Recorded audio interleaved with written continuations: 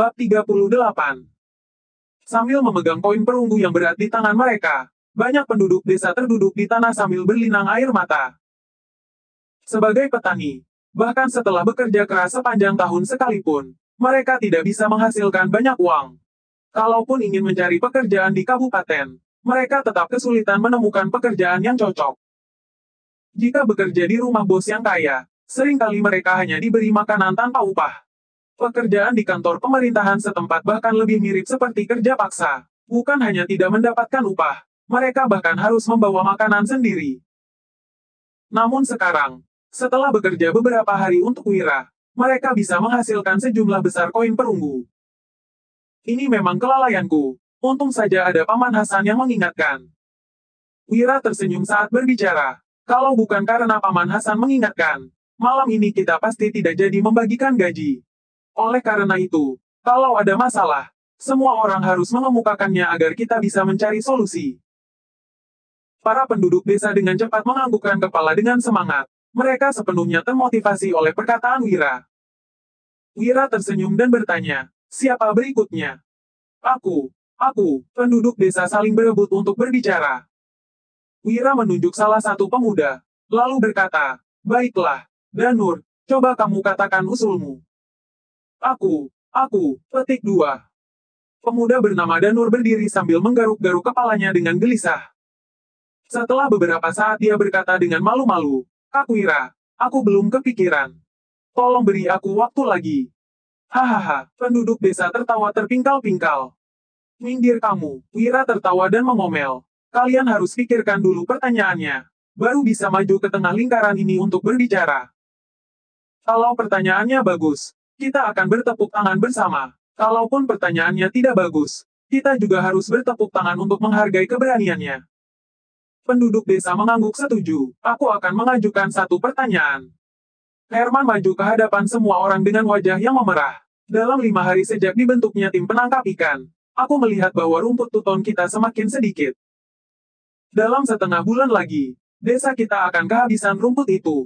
Apa yang harus kita lakukan? Para warga desa menjadi hening. Meskipun tidak sepenuhnya memahami proses memancing, mereka semua memiliki perkiraan di dalam hati mereka.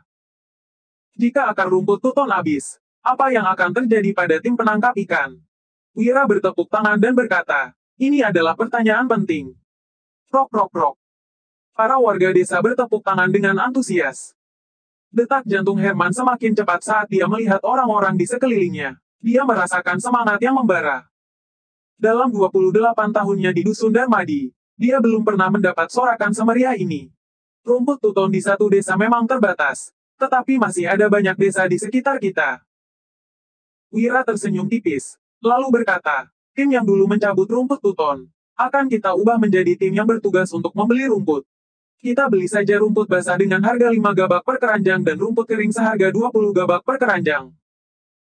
Seorang warga desa memprotes. Bukankah kemahalan 5 gabak per keranjang? Cukup diberi harga 2 gabak per keranjang saja sudah pasti ada yang mau menjualnya. Benar, sahut warga desa lainnya. Harganya tidak boleh terlalu murah. Kita ingin mendapat uang. Orang lain juga harus ada untungnya. Wira berkata dengan nada mantap. Berikutnya, giliranku. Danu berdiri di tengah lingkaran dan berkata, Kak Wira, dalam beberapa hari terakhir ini aku tidak pergi ke kabupaten dan bekerja bersama-sama dengan semua orang. Aku lihat, sarapan semua orang di sini adalah bubur. Jadi mereka tidak terlalu kuat bekerja. Tim penangkap ikan hanya bisa menangkap setengah kilogram ikan kecil setiap harinya. Ada yang tidak tega memakannya dan memberikannya semua kepada anak-anak. Ada juga yang menyimpannya secara diam-diam untuk dijual. Aku bukannya keberatan kalau kalian mau memberi makan anak-anak, tapi aku ingin mengingatkan semua orang bahwa tubuh kita akan lemah kalau kita tidak makan dengan cukup setiap hari saat melakukan pekerjaan berat seperti ini. Banyak warga desa yang menunduk seraya melihat tangan dan kaki mereka yang kurus. Semua orang sontak terdiam. Meskipun mereka telah bergabung dengan tim penangkap ikan dan mendapatkan gaji setiap bulan, tetap saja tidak ada yang berani makan dengan leluasa.